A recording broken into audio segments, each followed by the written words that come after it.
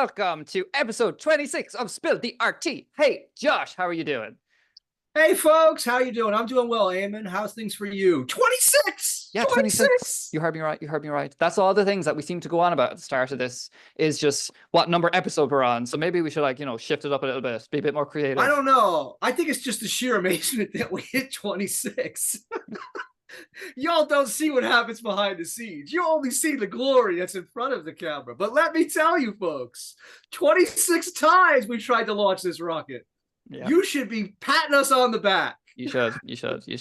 At least you should also be sending it to your friends, sharing, leaving comments, all that jazz.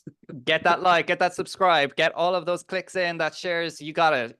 We're on all your favorite podcast platforms. Show us some love, damn it. Yes. We have a very special guest with us today, and we will introduce him in just a moment. But first, Josh, tell us what's happening on today's show. This week, folks, we've got a crazy Warhol theft that's guaranteed to be a movie. Maybe our guest will star in it. Who knows?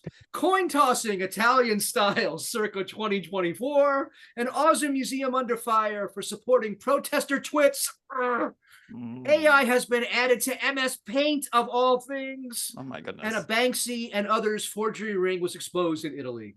All that and a brand new special guest are up next as we spill that tea. The I even got my mug today too. See, look, we're all sharing. So let's get on with it. Let's bring on our first guest. Here we go.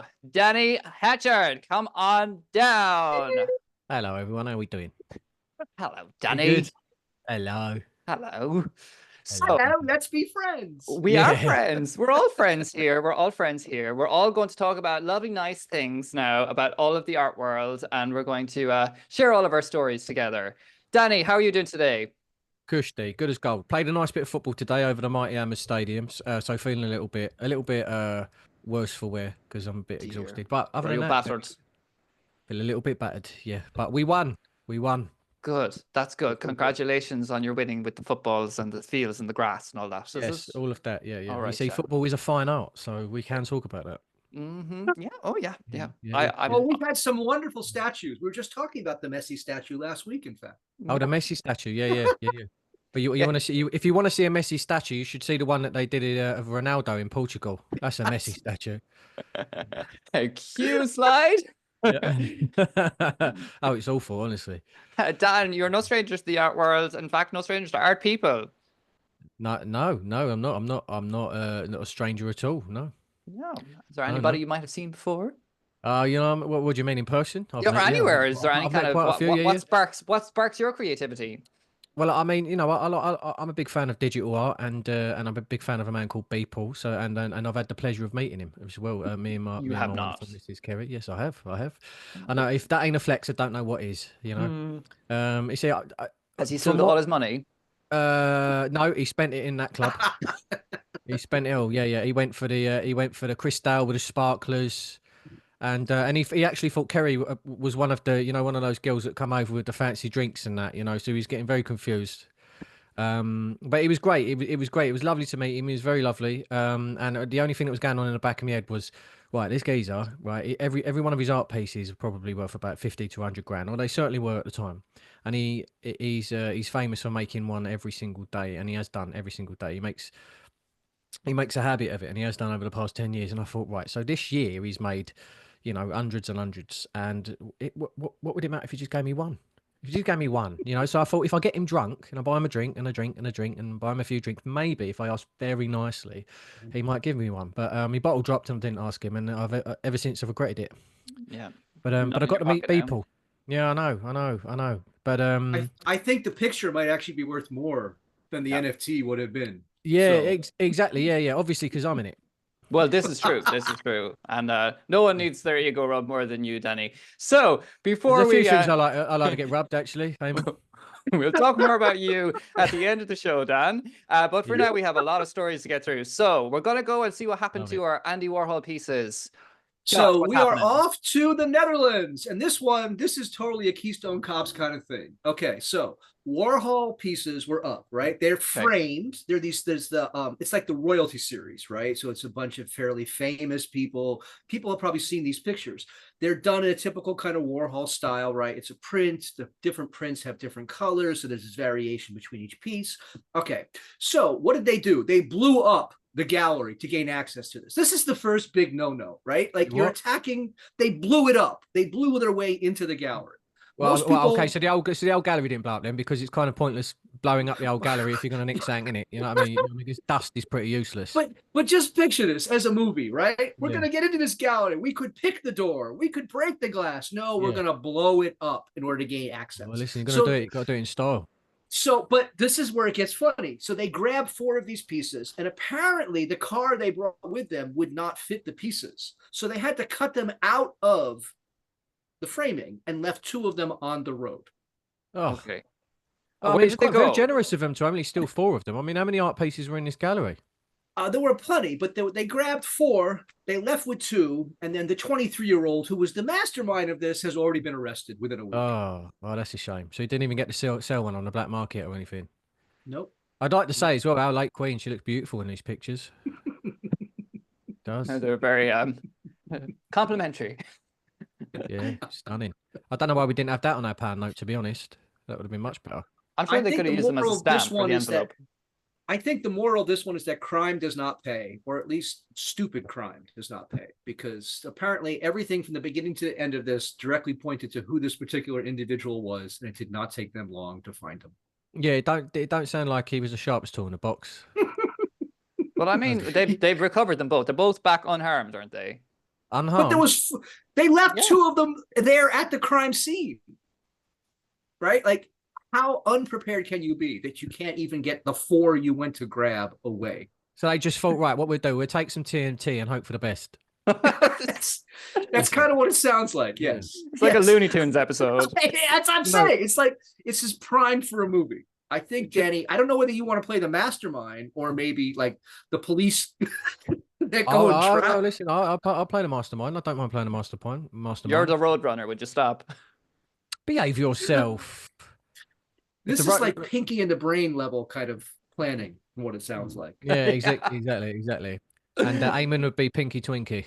Oh, he burns back. Yeah, I burn back. I certainly do. Yeah, I'm up here with you see my background. I'm up here with the stars for a reason, Eamon. Of course. For those that don't know, these 2 used to be roommates. So who knows what Eamon did at some point in the past. Let's not open that can of worms. I mean, we can if you want. Actually, we can open that can of worms if you'd like. So I think that tea is spilled. That tea is spilled. Moving swiftly along. Moving on to your friend and our friend, the city of Rome. Yeah, we went to see the Trevi. We went to see the Trevi Fountain there a couple of weeks ago, and we found that they're doing some construction work and charging some levies. But now, in order for them to keep their 1.5 million euro that they get every year from the tourists throwing coins in, what's happening? Josh, what's happening? For those that don't know this story, right? The whole point is you throw a coin in the fountain and it says, I'll return to Rome because I have left this coin, right? And so people go to the fountain because it's a way of romantically saying, I'll come back again. Yeah. So the fountain gets shut down. They're doing rehab as happens. And so they create what looks like, essentially, it reminds me of something out of History of the World Part 1, Oh Piss Boy. It's basically just a reservoir made of metal. And they're just flicking the coins into this little sort of metal box now. Nowhere near as romantic, certainly nowhere near as memorable. And so the tourists are pissed. I don't know that Rome actually cares, quite frankly, since they're trying to turn away the tourists. But it's an interesting turn of events in a particular location. But very aesthetic looking scaffolding there, isn't it? Yeah. Oh yeah. I mean, you know, the land of romantics. I mean, you could have made a more romantic framing if you tried, could you? Really? Love that chip. It reminds me of the Bridge of Love in Paris. You know, when they put all the padlocks on the padlock bridge. It reminds me of that. They had to rip that down and all, didn't they? Because all the padlocks were too heavy for it. If you're into kink, then you know the metal works, I guess. But I'm majorly into kink. One person's love is somebody else's pain. I am not here to judge, folks. I'm here to share. Oh, I'm here to judge. Sorry, what we're here for? Oh dear. It reminds me of like, the small little paddling pools that you blow up in your back garden We've as a already kid. spoke about blowing things up. Let's come off that subject. I'm gonna blow. Just need to change the name of this episode. It's definitely not PG rated anymore. Yeah, no, it's certainly not. No. Okay, so as they throw the coins into what is it's almost like a game now because the parameters are smaller to where you can actually, throw the coin in. Yeah. But So- it becomes, It's I clever guess though, really. it takes away the fun, right? Because it's Mm. literally just about throwing the coin now, as opposed to like interacting with the fountain or anything. It's just like, let's all stand over here and do this. But you're But not I really think- throwing a coin into the Trevi Fountain, so you're not getting the look that you potentially would have got if you did put it into the fountain to begin with. No, it's just a And, giant bird bath, isn't it? It's a bird bath. That is It perfect. is a very expensive bird bath. Well, And so- what the sad fact is, most people that are doing this today are doing it for the selfie anyway, right? So they're not really Yeah. pissed about the fountain being closed per se, or about No. like the over tourism of the city or any of those things. They're just pissed Yeah. that their social media clout has been decreased because not as many people will click on a blue square as they would of the fountain.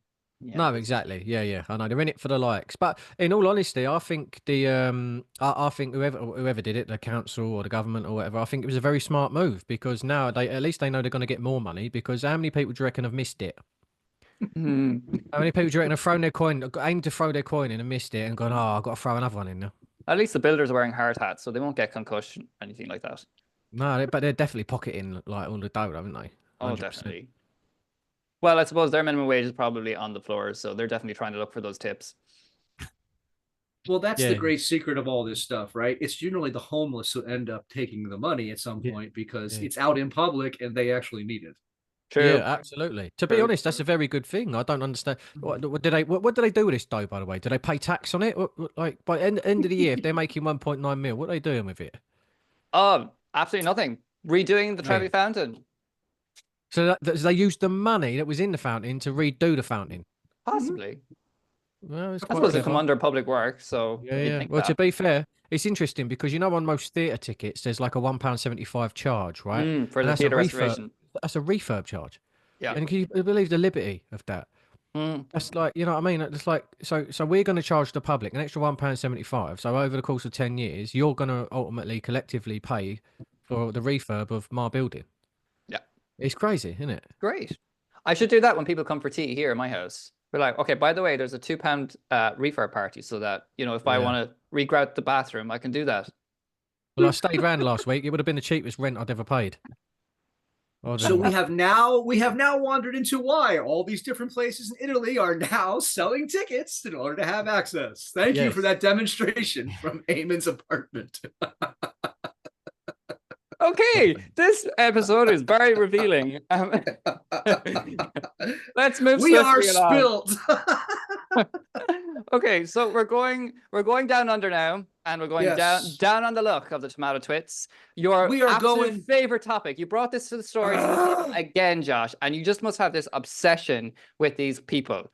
So what drives me crazy about this one, so we're jumping back in time to 2023 when this situation happened in the first place, okay? Hmm. So as these twits do, right, they spray painted, in this case, the painting. Only weeks ahead of time, they had put plexiglass in.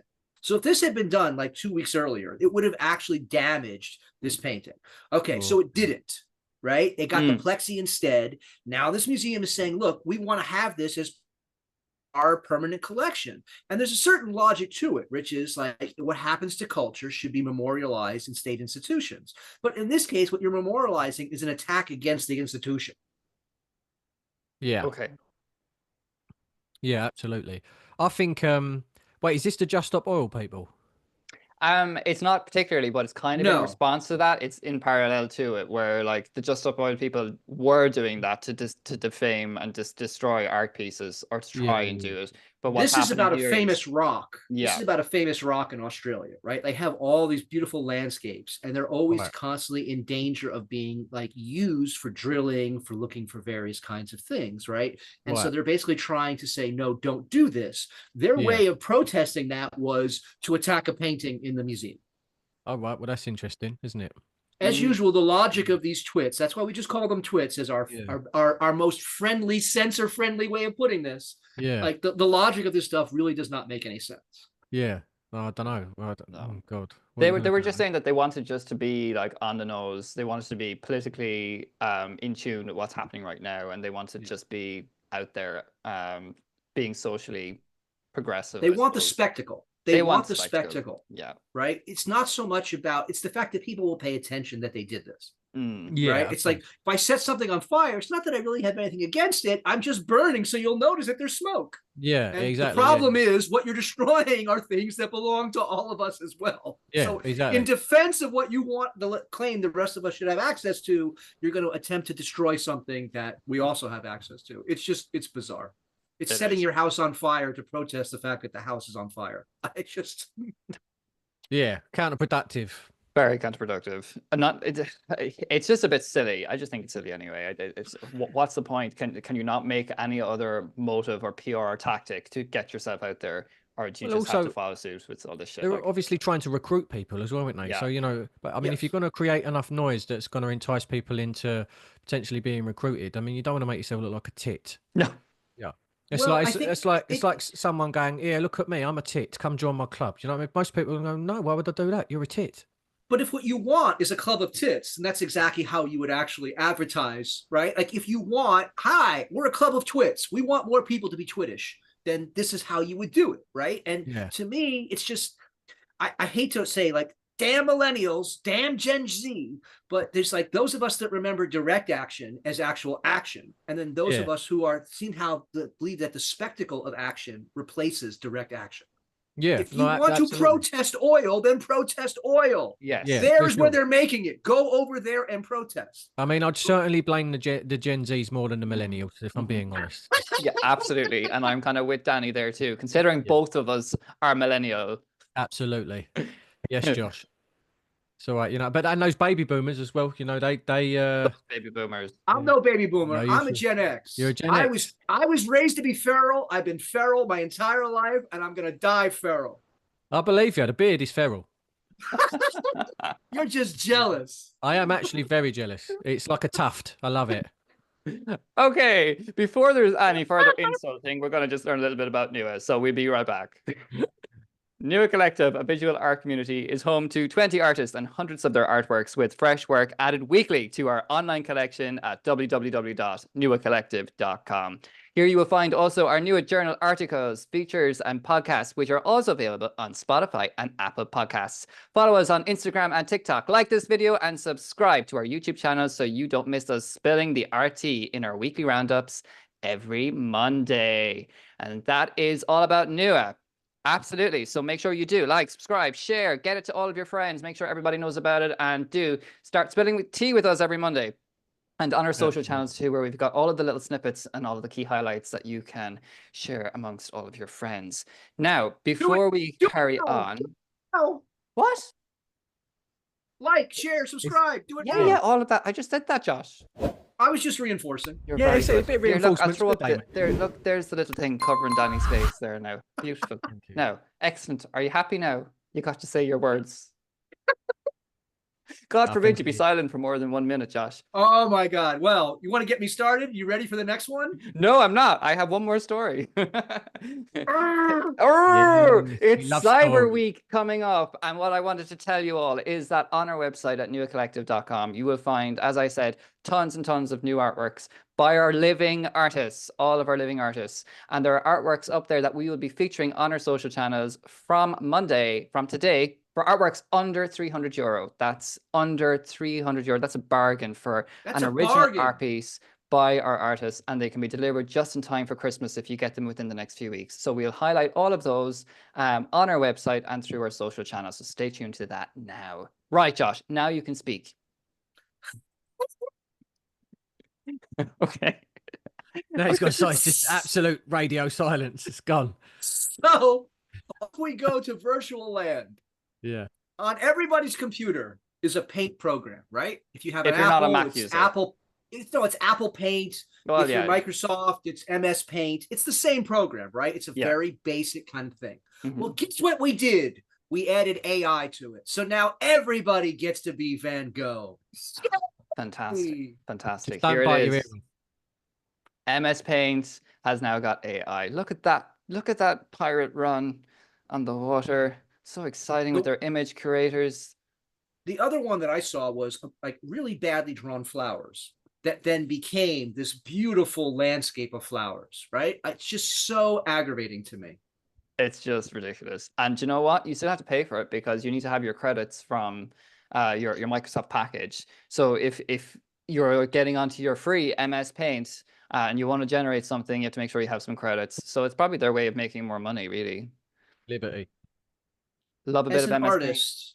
As an artist, I'm not going to say like I expect people to care about the hours and the weeks and the months and the years of training that goes into learning how to do this stuff yourself, right? Like, I know no one's going to see that. What aggravates me is that it completely compresses that and then just tosses it out the door, right? And everything is now just kind of like point and click, and there's no skill necessary because the computer's going to do it for you. Yeah. And as an artist, I'll be fine.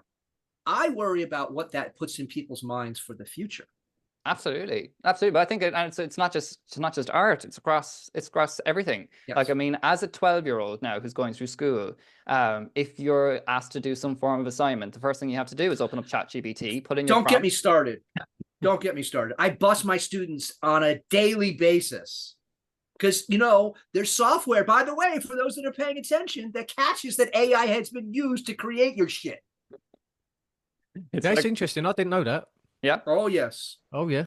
It's like it's a tug of war. It's like the Cold ChatGPT bandits. I love it. ChatGPT versus Zero GPT, and it's like machine against machine. It's so aggravating.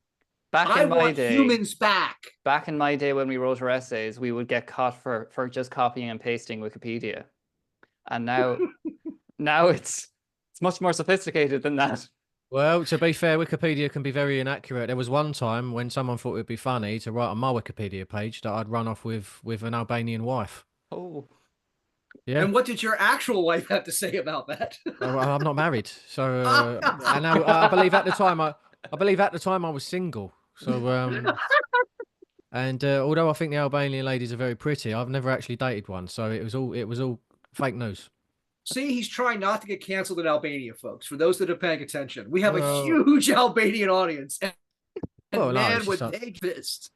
Well, I mean, if it was true, and then I think the fact is that even if I do marry my missus, it's not going to end up on my Wikipedia page. So that's the main thing for me. Well, you just have to write your own one then. Well, yeah, I will. Right, this hunk of a man. Absolutely. You know what I mean? I've seen my net worth on there as well. It's hilarious. I wish that was true. I wish that number that they consider my net worth was true. Because if it was, and then I certainly wouldn't be taking so many acting jobs that I took over the years. Perfect. Well, look. So your beef isn't really with AI. It's just with Wikipedia. Well, no, because it won't be long. We've shifted the stories. Sorry. Well, yeah, sorry. All right. No, you're like, screw you, AI. I don't care. Well, no, because it won't be long. It won't be long before AI is, writing all this stuff online, and people aren't getting paid to do it. It won't be long before Wikipedia, has a bot that does it itself. Can you imagine how many boo-boos that's gonna, it's gonna be loads. No, it's totally true. In one of my other jobs, I have to answer questions about whether we use AI at work, and we don't. But the kinds of questions I have to answer are things like, do you control for AI hallucinations? I was not aware that AIs were hallucinating, first of all, nor the need to control for it. But perhaps that's a reason to avoid it altogether. Yeah. I didn't know AI could smoke. They're more intelligent than we give them credit for. I mean, listen, God, that's news. Magic AI on magic mushrooms, crazy. No, dear future AI overlords, don't strike me down because of this. Screw you! Well, I was about to go off on another tangent then, so let's just, I'll bite my tongue. Oh Jesus. Okay, right. Moving swiftly along to our final story before we come speak to Danny again. Back to Italy we go. Back to Italy we go to Banksy. Yes. Love it. Not just Banksy, but apparently Banksy was the lead for this, right? Because Banksy is very easy to forge because these are very well-known images. They're already out there in various kinds of ways. So this was a ring they were following. It turns out to be several hundred million euros worth of forgeries and more than 2,100 pieces, not just from Banksy, but from other artists as well. And so it's just this huge ring that they managed to bust. And of course, why is it that the forgery ring exists in the first place? Because the image matters just as much as the authenticity. Absolutely. Absolutely. It was 215 million euro was the worth, I think, was what was uncovered. Like crazy amount of money. And there were multiple countries that were implicit in this. Quickly, do we think this geezer's going to reveal himself at some point in the future? Well, he's already been revealed. You just have to know the right people and the right documentary, and you can. It's not hard to figure out who Banksy is. It's out there. We need a little chat, me and you, because I need to see this geezer. But this bird, That's true. He's in your neighborhood. You could get a picture with him, maybe. We'll do a documentary special, Spill the RT documentary special, uncovering Banksy. Well, he did a massive art piece about half a mile away from my gaff. So he's in your neighborhood. He's around. Well, I mean, listen, speaking of tea, and Banksy, if you ever listen to this, come knock me door. I'll make you a nice cup of tea. We'll have a little chat. Then you can spray paint the outside of my house because I need to up the value of it so I can sell it and move to another place. Yeah. Here's the spray paint, here's the tea. Yeah. Exactly. That's a fair trade. The fair trade, is it not? Absolutely. You notice every time I mention an artist, it's always about what I can get out of them. What can they get out of you? A cup of tea. People got a drink. Got people a drink. Exposure. Once they get exposure, isn't that what they want? Exposure? Oh no, I don't think I could give them half the amount of exposure that they get themselves. This is the annoying thing about it, isn't it? Imagine if I turn around a people who's got about 50 million followers on Instagram and said, "I'll share you on my Instagram." People just laugh at me. It's like, all right, yeah, okay, whatever. Yeah, exactly. Do you, honey? It's a shame. Yeah, it'd be like that, exactly. Do you know what I should have done actually when I met him? I should have got him to draw on a napkin. Yeah. And then wiped his face with it. Yeah, I'm interested to see whether people can actually draw. And I have nothing against people that do digital art, but many of the people I have met over the years who do digital art did not begin training on with pen and pencil as I did, right? And so it can be an interesting divide sometimes for what people are able to produce in different mediums. Yeah. No, absolutely. It's an incredible talent to be able to, and obviously a lot of work that's involved in it. I've seen on TikTok a few times there was this trend where artists show the art pieces that they drew when they were really young, and then they overlay it with like a new piece that they did the year after, then the year after, then the year after, and the changes are incredible. That's a very good idea. Oh, it's brilliant. Like they'll show pictures of when they started drawing when I was 8 years old, and then they went to 9, 10, 11, all the way up until they were in their 40s and that. And the difference is just mind blowing.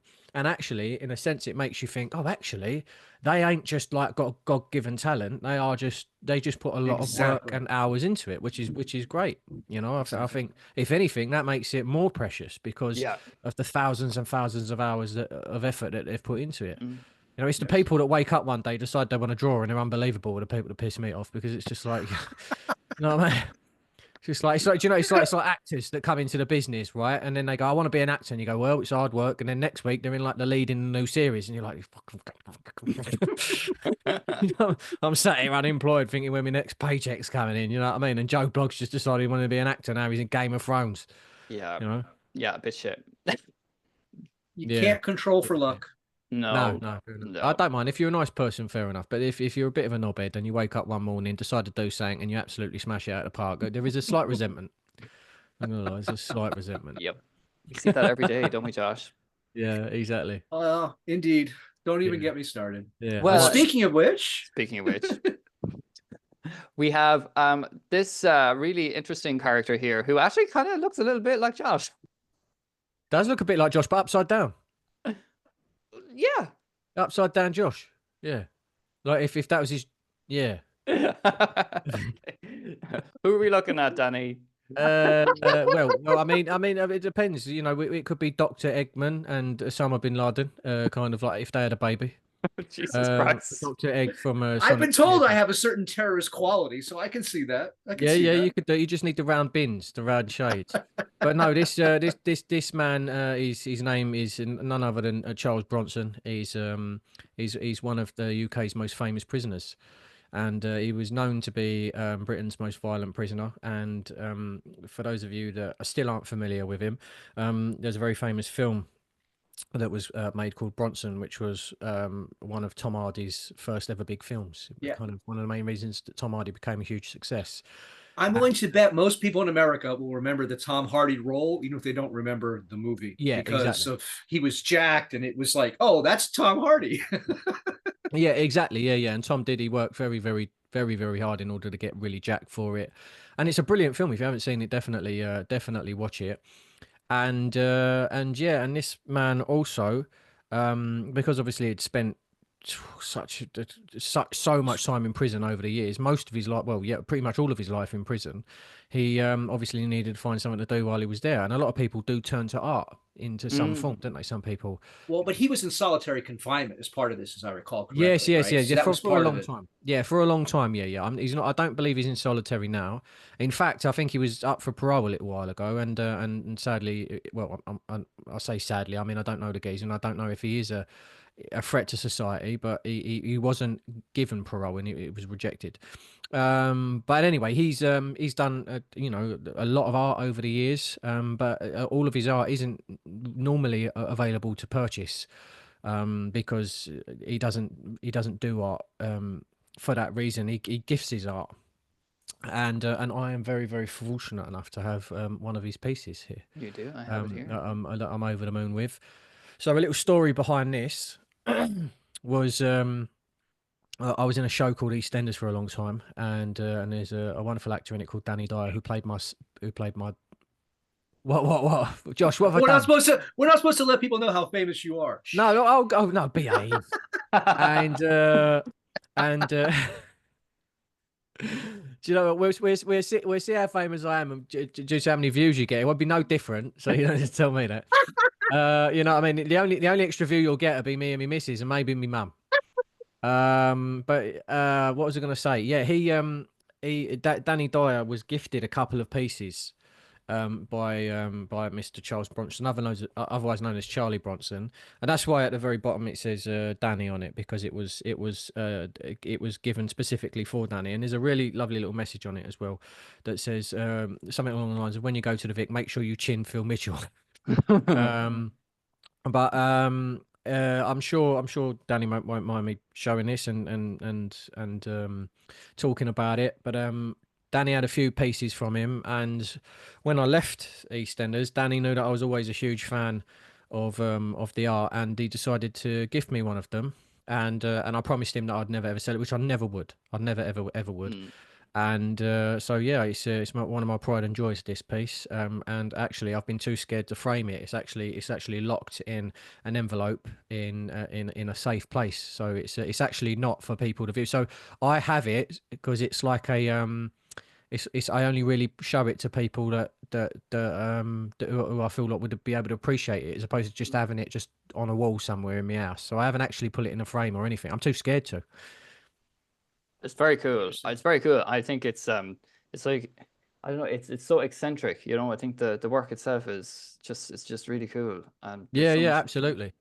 And you can see the if you see right at the very top there's two little dots, and they're the pins that, because they were up in Danny's dressing room, and they're just two little pins that he put up on the side. And I wasn't expecting Dan to give it to me, but he gave it to me under the agreement that I would never ever obviously sell it, which I never ever would, not just out of respect for Danny, but also out of respect for Charlie. So and who knows? I mean, that Danny's got a little boy called Artie, and who knows? Maybe one day in a very distant future, maybe I'll give it back to Artie. You know, once I've kind of got my love and all of my use out of it. But I very much enjoy it, and I love the story behind it, and I'm a huge fan of the Tom Hardy film as well. So I feel like I've got a little bit of history in my grasp, which is nice. in your I'm top most drawer. interested. I'm actually most interested by this idea that like it's not like a free port where you're locking it away for an investment purpose. It's that you're keeping it so it's not just something that becomes wallpaper, and that Yeah. like people No. that will actually appreciate it will be able to look at it. Mm. That's, Yeah, I find it's exactly. very interesting. Yeah, so it's locked away somewhere, obviously safely in a I think also, in all honesty, I think you know, if anyone was to ever break in here, it'd be very easy to steal if it was just up on a wall.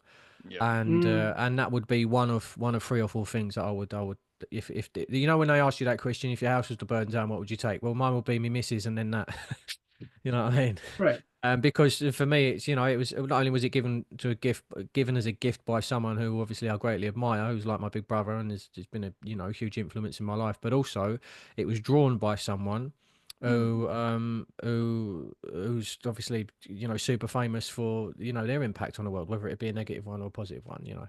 Well, don't leave it up in your attic, because you know people will go up to those attics, take it, and sell it. And No, it's not we've there. seen No. that happen before. No, it's somewhere where no one could ever find it, because it's you know, and even if he was to ask my girlfriend where it is, she'd be like, I have no idea. No, But, I you know, know it's she just, knows where it is. yeah, no. She knows where everything is except that. But no, because for me, it's like it's if I whenever I have someone around my house and I feel like they know who it is, and then it's always like a little moment. I go, I've got something to show you, and then I show them, and their face goes, oh my God, I can't That's believe so you've cool. got this. Yeah, yeah. Do you know what I mean? Right. So it's like a really nice little thing. It's like my way of you know, starting a cool conversation about something, you know. We talk a lot about there's other kinds of values beyond the financial, right? There's Yeah. experiential, there's memorial, there's Yeah. cultural. Mm. And Yeah. I think there's also the interconnection between people. And when a piece acts as a catalyst, that's not about getting paid for that, right? It's that Yeah. it's acting as a way of connecting people. Absolutely. And that's really what art is. Yeah, absolutely. That's- You know, and I think for me, that's ultimately why I became an actor, because I think having Right. an emotional connection to your art is so important. Whether that be something on a canvas or something on a TV screen, you know, art is connected in, you know, all art is connected in some way, shape, or form. Definitely. So getting an emotional response because of a piece of art that I have in my possession that I can choose to show people, I think it's an event in itself, and I love it. Yeah. That's why I wanted to share it on this show. I think it's really good though as well, the power of what that little art piece can do in how it Oh, God, pivots. yeah. You know, and it's like it is Yeah. one small piece of paper that somebody's just spent some time drawing, and now look how much that has journeyed to you and what you're able to say about Exactly. it and how it has been Yeah. expressed out. Yeah. And that artist possibly wasn't thinking about that when he was doing that, but to see No. its lifetime Yes. continue, and it will continue, I think is Yeah. the magic of art. Right. And yeah, full stop. No further Well, comment. But also why art should circulate. I always make this Yes. point. This is why I give away so much of my art, because I can always make more if it just stays in my place. If no one else sees it or appreciates it, what's Yeah. the point of it? But it's That's like, not how that absolutely. works. yeah, I totally get that. It's kind of like it's not doing anything more hanging on my wall. If I was to hold on, I've got hundreds of drawings, and if I can give them away, I will. Exactly. And it's Yeah. just it's not doing anything sitting in a drawer in my house. No, absolutely. And I think one of the things that's so special about this piece that I've got is the fact that it was passed on by someone who's a legend as well. Yeah. So it's kind of like two Right. legends. It's gone through two legends to get to me. Do you know what I mean? Right. So Also hopefully a legend in your own well, right. hopefully one day I earn that status, and when I do pass it on to someone, they can say this has been in the hands of 3 different legends. That's the thing. Objects absorb our energies, right? Yeah. When we're gone, the things that were on us are what people will remember us by. Yeah. The pocket watch, the knife, right? Yeah. The piece of artwork that was special to you. It's Yeah. not about the thing of the thing. It's the Yes. thing and what it represented to Yep. that person and who Absolutely, that person yeah. means to you. Yeah. And that's a time machine, right? That's a time machine that doesn't involve science at all. Oh, That's God, yeah. completely human directed, which is the beauty of it. Yeah. Beat that AI.